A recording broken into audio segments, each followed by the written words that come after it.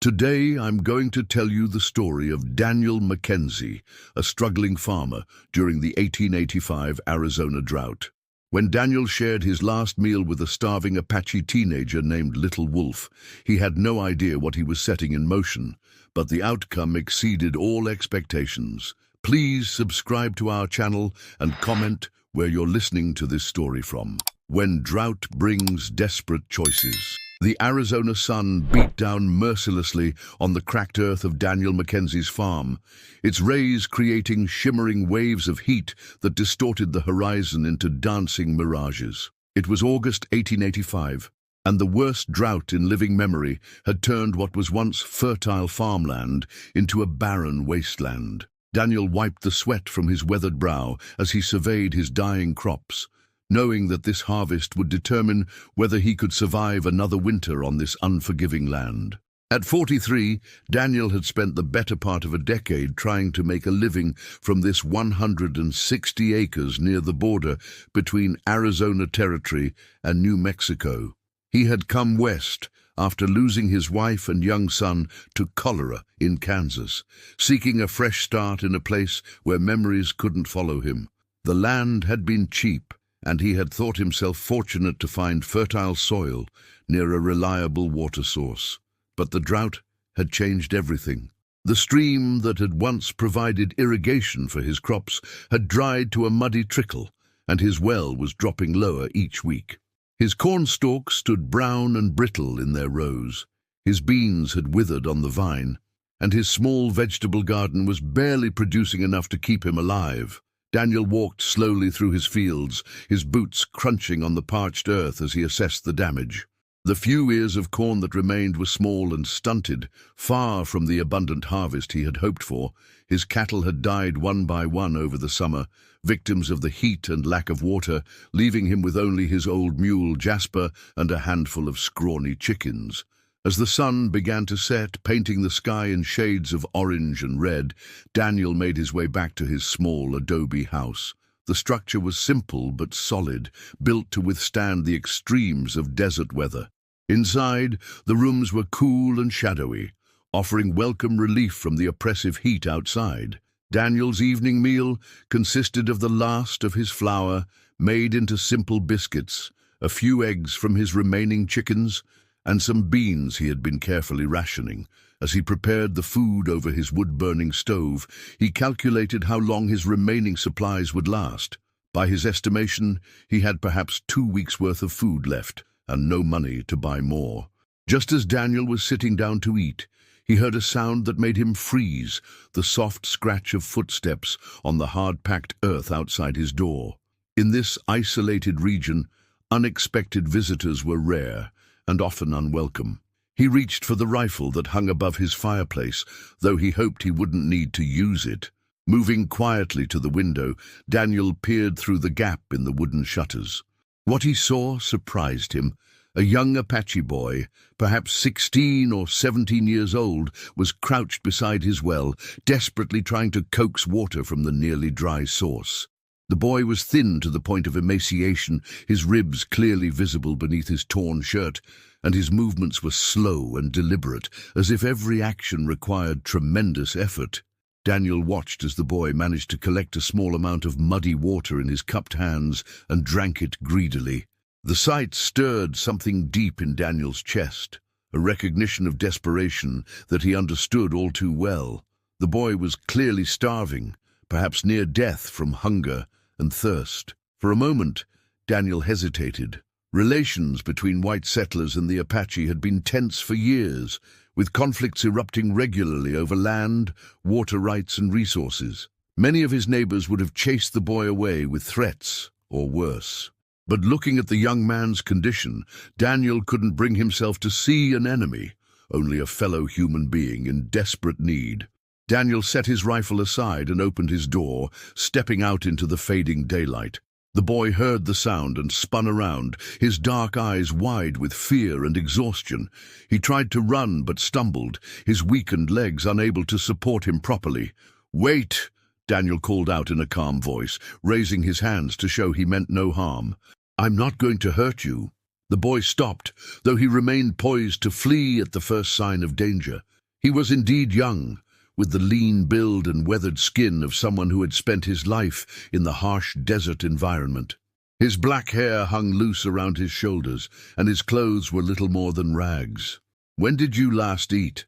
Daniel asked, though he wasn't sure if the boy understood English. The young Apache looked at him warily, clearly debating whether to answer or run. Finally, he held up 3 fingers, indicating it had been 3 days since his last meal. Daniel felt his heart sink. 3 days without food in this heat would be torture for anyone, but especially for someone already weakened by hunger. He made a decision that would change both their lives in ways he couldn't imagine. "Come inside," Daniel said, gesturing toward his house. "I was just about to eat dinner." "There's enough for 2. The boy stared at him in disbelief, clearly unable to comprehend why a white man would invite an Apache into his home to share a meal. Daniel could see the internal struggle playing out on the young man's face, the desperate need for food warring with the caution that had kept him alive in hostile territory. "I know you don't trust me," Daniel continued, "and I understand why. But I'm not your enemy. Right now, I'm just a man who has food, talking to someone who needs it." The boy took a tentative step toward the house, then stopped again, his survival instincts clearly screaming warnings. But hunger won out over caution, and he slowly approached Daniel's door. As they entered the house together, Daniel couldn't help but notice how the boy's eyes immediately catalogued every potential threat and escape route. It was the behavior of someone who had learned that safety was always temporary, and danger could appear without warning. "What's your name?" Daniel asked as he gestured for the boy to sit at his simple wooden table. "Little Wolf," the boy replied in accented but clear English, surprising Daniel with his command of the language. Daniel nodded respectfully. "I'm Daniel McKenzie. This is my farm, though it's not much to look at these days." As Daniel divided his meager meal between 2 plates, he realized he was giving away half of what might be his last food for days. But looking at Little Wolf's gaunt face and hollow cheeks, he knew he was making the right choice. Some things mattered more than survival. A meal that changes everything. Little Wolf stared at the plate of food before him as if it were a mirage that might disappear at any moment. The simple meal of biscuits, beans, and eggs represented more sustenance than he had seen in over a week, and Daniel could see the young man's hands trembling with the effort of restraining himself from devouring everything immediately. "Go ahead," Daniel said gently, settling into the chair across from Little Wolf. "Eat slowly, though. Your stomach needs time to adjust after going without food for so long." Little Wolf nodded and began to eat with careful, deliberate movements, his dark eyes never leaving Daniel's face. The wariness was still there, but it was gradually being replaced by something that might have been hope. As he ate, color slowly returned to his pale cheeks, and his movements became less labored. "You speak English well," Daniel observed, breaking the silence that had settled over the small kitchen. "Did you learn it at one of the mission schools?" Little Wolf paused in his eating and looked up. "My grandmother. She worked for white family when she was young. She taught me their words, said it would help me survive in changing world." Daniel nodded thoughtfully. "Your grandmother sounds like a wise woman. Is she—" He hesitated, unsure how to ask about Little Wolf's family without reopening painful wounds. "Dead," Little Wolf said simply, his voice matter-of-fact but carrying an undertone of deep sadness. "All dead. Sickness came to our camp last spring. Fever that burned like fire. I am only one left." The stark words hung in the air between them, and Daniel felt a familiar ache in his chest. The loss of family was something he understood all too well, though his own tragedy had come from disease rather than the complex conflicts that plagued this territory. "I'm sorry," Daniel said quietly. "I know what it's like to lose everyone you care about." Little Wolf studied Daniel's face carefully, as if trying to determine whether the sympathy was genuine. After a moment, he nodded slightly and returned to his meal. "You have no family here?" "Not anymore," Daniel replied. "My wife and son died of cholera back in Kansas. That's why I came west, to start over somewhere new. For several minutes, they ate in companionable silence. Two men from vastly different backgrounds, united by shared loss and the simple act of breaking bread together. Outside, the desert night was settling in, bringing with it the blessed relief of cooler temperatures. "Where will you go now?" Daniel asked as Little Wolf finished the last of his food. "Do you have other family? Other tribes that might take you in?" Little Wolf shook his head. "Apache bands scattered. Government soldiers hunt us, drive us to reservations far from our homeland. I cannot find my people, and I do not know if any still live." Daniel absorbed this information, understanding for the first time the full scope of Little Wolf's desperate situation. The young man wasn't just hungry and alone. He was a refugee from a war that had torn apart his entire way of life. "The reservation at San Carlos is about 50 miles south," Daniel said carefully. "It's not ideal, but at least there you'd have food and shelter." Little Wolf's expression darkened. "San Carlos is a place where Apache go to die slowly. Better to die free in desert than waste away behind government fences." The bitterness in the young man's voice made Daniel realize how naive his suggestion had been. He had heard stories about the conditions on the reservations: overcrowding, poor food, disease, and the systematic destruction of traditional Apache culture. For someone like Little Wolf, who had grown up free on the vast landscapes of the Southwest, such confinement would indeed be a kind of death. "What if," Daniel began, then stopped himself. The idea that had just occurred to him was so unexpected, so potentially dangerous, that he could hardly believe he was considering it. "What?" Little Wolf asked, noticing Daniel's hesitation. Daniel took a deep breath. "What if you stayed here? For a while, at least. I could use the help, and you need a place to recover your strength." Little Wolf stared at him in shock. "You would let Apache stay on your land? Your neighbors, they would not understand." "My neighbors are 10 miles away in any direction," Daniel replied, "and frankly, what they think isn't my primary concern right now." The truth was that Daniel's offer was born of both compassion and practicality. He genuinely wanted to help Little Wolf, but he also recognized that he could use an extra pair of hands on the farm. The drought had made everything more difficult, and many tasks that he used to handle easily were now overwhelming for one man alone. "I have little to offer," Daniel continued. "The drought has been hard on everyone, but there's a small shed behind the house that could serve as shelter, and as long as I have food, I'll share it." Little Wolf was quiet for a long time, his dark eyes searching Daniel's face, as if trying to read his true intentions. "Why?" he asked finally. "Why would you help Apache boy when your people and mine are enemies?" Daniel considered the question carefully. "Maybe because I don't see you as my enemy. I see a young man who's lost everything, just like I did. Maybe because I know what it's like to be alone in a hostile world." He paused, then added quietly, "Maybe because sometimes the right thing to do is also the simplest thing to do." Little Wolf nodded slowly, and Daniel could see the internal debate playing out on his features. Trust did not come easily to someone who had survived by being constantly vigilant, but desperation was a powerful motivator. "If I stay," Little Wolf said carefully, "I will work. I will earn my place here." "I would expect nothing less," Daniel replied. "But for tonight, you need rest more than anything else. We can figure out the details tomorrow." As Daniel showed Little Wolf to the small shed that would serve as his temporary home, he couldn't help but wonder what he had gotten himself into.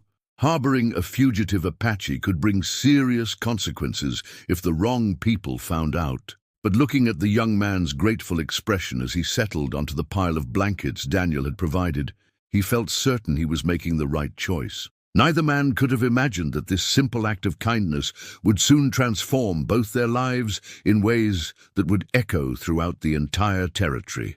The Apache way of survival. Daniel awoke before dawn to the sound of movement outside his house. For a moment he wondered if Little Wolf had decided to leave during the night, but as he peered through his window, he saw the young Apache already at work near the well. In the pale light of early morning, Little Wolf was carefully examining the nearly dry water source, his movements methodical and purposeful. "Good morning," Daniel called out as he emerged from his house, carrying 2 cups of coffee made from his dwindling supply of beans. Little Wolf accepted the coffee gratefully, though Daniel noticed he took only small sips, savoring each drop. "Water is not gone," Little Wolf said, pointing toward the well. "It hides deeper in earth." "Apache know ways to find hidden water." Daniel looked skeptical. "I've been dropping that bucket 20 feet down and getting barely a cupful. The well is nearly dry." "White man dig straight down, fight with earth," Little Wolf explained patiently. "Apache learn to work with land, not against it. Earth tells us where water wants to flow." Over the next hour, Daniel watched in fascination as Little Wolf demonstrated techniques that had been passed down through generations of desert dwellers. Using nothing but a long stick and his keen understanding of the landscape, the young Apache began to identify signs that Daniel had never noticed. Subtle changes in the soil color, the way certain plants grew, the direction of barely perceptible slopes in the ground. "Here," Little Wolf said, pointing to a spot about 30 feet from the original well. "Water runs beneath surface in this direction. If we dig here, we find what your well has lost." Daniel was initially doubtful, but as they began to dig in the early morning hours before the heat became unbearable, they struck mud at only 5 feet down. By the time the sun was fully up, they had created a shallow collection basin that was slowly filling with precious water. "I'll be damned," Daniel muttered, staring at the muddy but definitely wet depression they had created. "How did you know?" "My grandfather taught me to read the land, like white men read books," Little Wolf replied with a slight smile, the first expression of joy Daniel had seen on the young man's face. "Every rock, every plant, every shadow tells story of what lies beneath." As the days passed, Daniel began to understand that Little Wolf's knowledge of desert survival went far beyond finding water. The young Apache could identify edible plants that Daniel had dismissed as worthless weeds, knew how to set traps that consistently caught rabbits and other small game, and possessed an almost mystical ability to predict weather changes. "These seeds still have life," Little Wolf said one morning, examining Daniel's withered corn crop. "Too late for this season, but we save best ones for next year. Apache way is to think always of future, not just today." And these, working together, they managed to salvage enough viable seeds to ensure that Daniel would have something to plant when the rains eventually returned.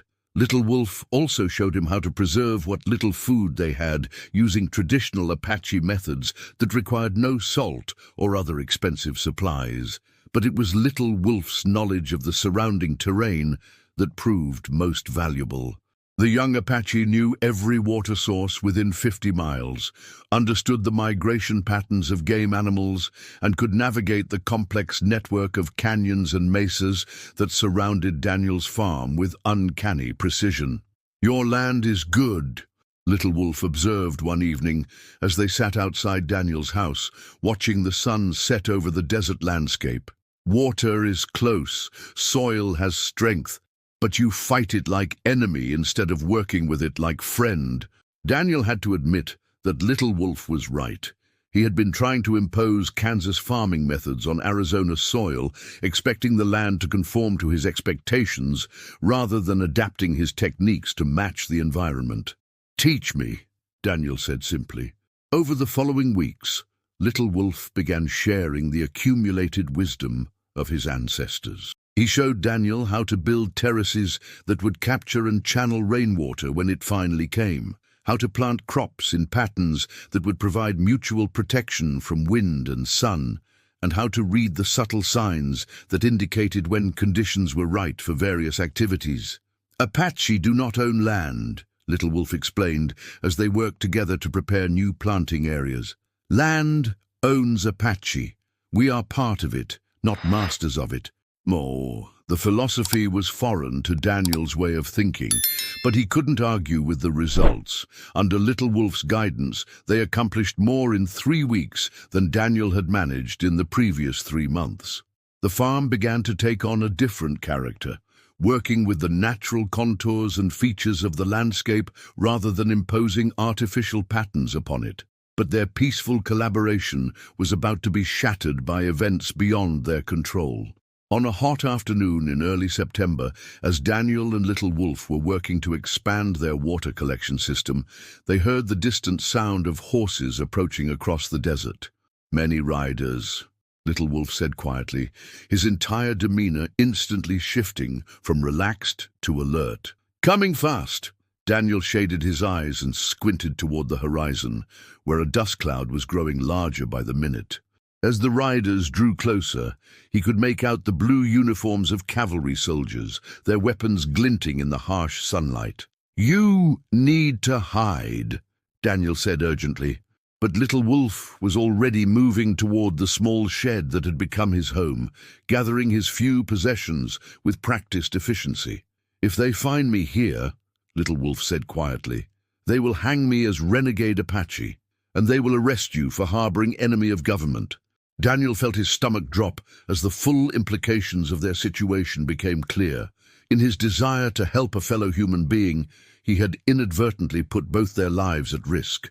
The approaching soldiers represented the harsh reality of a territory still at war, where compassion could be interpreted as treason. "There's a cave about a mile north, hidden in the rocks," Daniel said quickly. "Can you find it?" Little Wolf nodded. "I know the place." "But what will you tell soldiers?" "The truth," Daniel replied, "that I'm a farmer trying to survive the drought, nothing more." As Little Wolf melted into the desert landscape with the silent efficiency of his ancestors, Daniel tried to compose himself for what he knew would be a difficult conversation. The dust cloud was getting closer, and he could now count at least a dozen riders heading directly for his farm. Whatever happened next, Daniel knew that his quiet life as a struggling farmer was about to change forever. When honor calls, the warrior's home.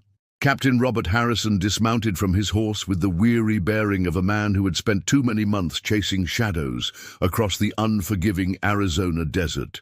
Behind him, 11 cavalry soldiers arranged themselves in a defensive formation around Daniel's property, their weapons ready, but not immediately threatening. "Mr. McKenzie, I presume," Captain Harrison said, removing his dusty hat to reveal graying hair and tired eyes. "I'm Captain Harrison, 6th Cavalry. We're tracking a band of renegade Apache who've been raiding settlements south of here."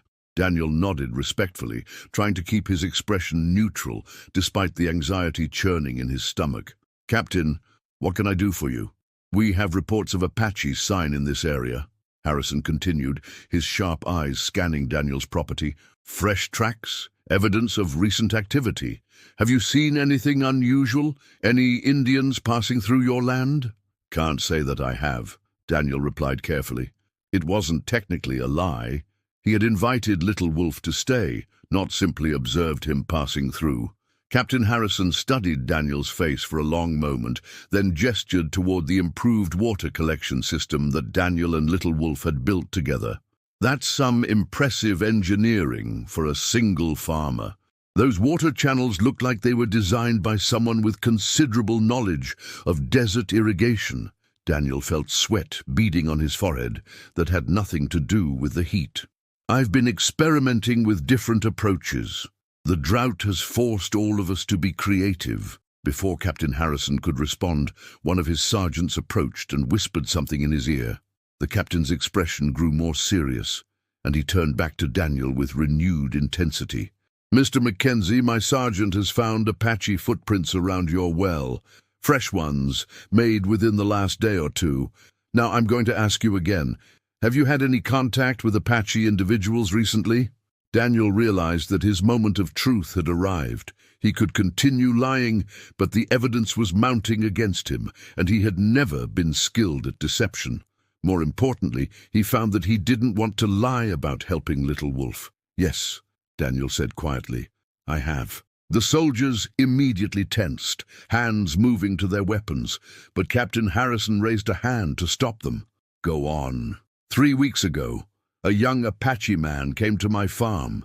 He was starving, nearly dead from hunger and thirst. I gave him food and shelter. Captain Harrison's expression hardened. You harbored a hostile Apache. Mr. McKenzie, do you understand that's a federal crime? We're at war with these people. That boy isn't at war with anyone, Daniel replied firmly. His entire family died of disease. He's alone, desperate, trying to survive. He's not a warrior or a raider. He's just a kid who needed help. Where is he now? Captain Harrison demanded. Daniel was about to respond when a voice called out from behind the gathered soldiers, I am here. Everyone turned to see Little Wolf walking calmly across the desert toward them, his hands raised, but his head held high. Daniel's heart sank as he realized the young Apache had chosen to surrender rather than let Daniel face the consequences alone. Little Wolf? No, Daniel called out, but the young man ignored him and continued walking until he stood directly in front of Captain Harrison. I am Little Wolf of the Chiricahua Apache, he said in clear, dignified English. This man gave me food when I was starving and shelter when I had none. He showed kindness to enemy when he could have turned away. If you must punish someone, punish me, not him. Captain Harrison stared at Little Wolf for a long moment, clearly surprised by the young man's articulate speech and dignified bearing. You speak English well. My grandmother taught me. She said understanding between peoples was only path to peace. The captain looked from Little Wolf to Daniel and back again, his weathered face showing the internal struggle of a career soldier who had seen too much unnecessary death. Son, you realize I'm supposed to arrest you and take you to the reservation at San Carlos? I understand, Little Wolf replied calmly. But first, I ask you to consider something. Before Captain Harrison could respond, Little Wolf began speaking in Apache, his voice carrying across the desert air. Within moments, figures began appearing from behind rocks and ridges that Daniel had thought were empty. First one, then five, then dozens of Apache warriors materialized from the landscape, moving with the silent grace of their ancestors. Daniel felt his blood run cold as he realized they were surrounded by at least 200 Apache fighters, all armed and positioned with tactical precision. The cavalry soldiers raised their weapons, but Captain Harrison quickly ordered them to hold their fire. What is this? Harrison demanded, his hand on his pistol but not drawing it. Little Wolf continued speaking in Apache for several more minutes, gesturing toward Daniel and his farm. When he finished, an elderly Apache man stepped forward, clearly a chief or leader of significant importance. I am Chief Iron Eagle, the man said in accented but clear English. Little Wolf is my grandson's son. We have been searching for him since the sickness took his family. Captain Harrison's eyes widened as he realized the magnitude of the situation. Your grandson's son? You're his great-grandfather? Yes, and he has told us of the white man who saved his life when he was dying in the desert. Iron Eagle turned to look at Daniel with respect in his ancient eyes. Among our people, such kindness creates sacred debt. This man showed honor when he could have shown cruelty. The chief gestured toward his warriors, who began moving closer but kept their weapons lowered. My people have come to repay debt. White man's crops are dying, his water is scarce.